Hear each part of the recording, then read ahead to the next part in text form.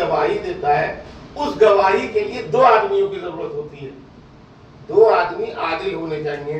وہ اگر آ کے گواہی دے دے کہ ہم نے چاند دیکھا ہے تو اس کی گواہی کو ایکسپٹ کر کے چاند کا اعلان کر دیا جاتا ہے.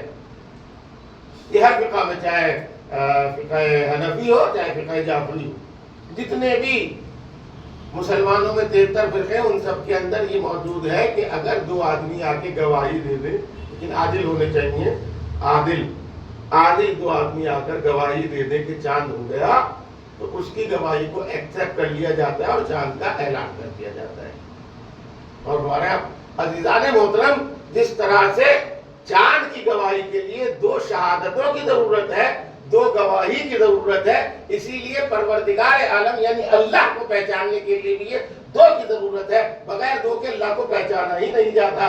اسی وجہ سے پروردگار عالم نے اپنی پہچان کے لیے ایک رسول کو بھیجا، ایک علی کو بھیجا. یہی وجہ ہے جب ان دونوں کو پہچان کے لیے بھیجا تو اس نے پہلے کلمے میں پڑھایا لا الہ الا اللہ محمد الرسول اللہ، یعنی محمد ہے کہ جس کے ذریعے اللہ پہچانا جائے گا، اور علی بن ولی اللہ جس کے ذریعے اللہ پہچانا جائے گا. ایک صلوات پڑھیں محمد اللہ.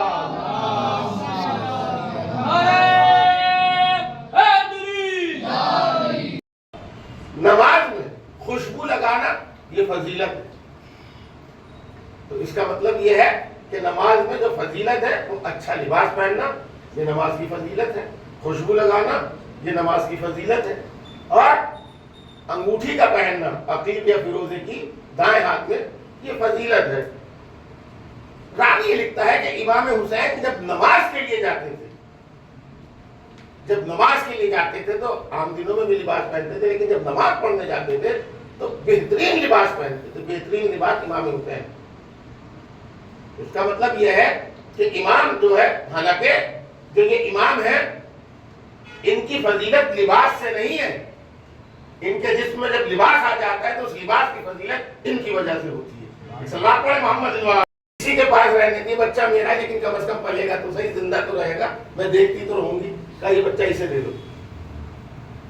جس عورت نے کہا تھا کہ یہ بچہ اس کو دے دو، امیر المومنین نے کہا اسے دے دو. کیوں؟ کیونکہ اصل ماں یہ ہے، یہ خاموش رہی کرنے کے باوجود بھی کہ کاٹ کے دو حصے کر دو.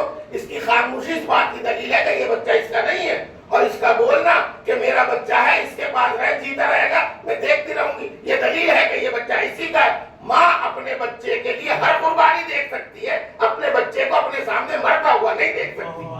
صلوات پڑھیں محمد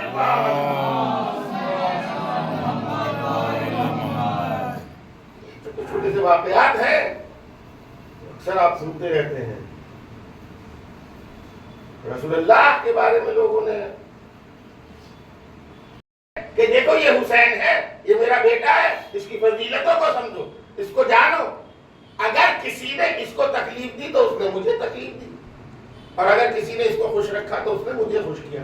اس کا مطلب یہ ہے کہ امام حسین کے لیے پہلے سے ہی راستہ قائم کرنے کے خبردار دیکھو یہ میرا حسین ہے، اس کو ہمیشہ یاد رکھنا.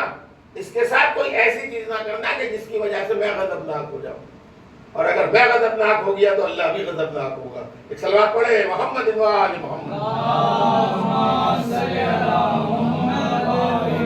تو اللہ محترم امام حسین جسے رسول پہچانوا رہے ہیں، کہیں خطبہ دے رہے ہیں مسجد میں ممبر پہ، اور دیکھا کہ امام حسین مسجد کے دروازے سے آئے اور ابا کے دامن میں ایک دفعہ الٹ کے گرے تو فوراً خطبے کو ترک کیا اور اٹھا کے امام حسین کو لائے اور ممبر پہ اپنے ساتھ لا کے بیٹھے. اور اب خطبہ جو تھا اس کو وہاں سے ترک کیا اور اس امام حسین کو اٹھا کر کہ دیکھو دیکھو اسے پہچان لو، یہ میرا نواسا حسین. اب ذرا زیادہ تو لگائیے، جو نماز کے سجدے میں حسین کو پہچانوا رہا ہوں، جو خطبے میں حسین کو پہچانوا رہا ہوں، اس حسین کی عظمت کیا ہو.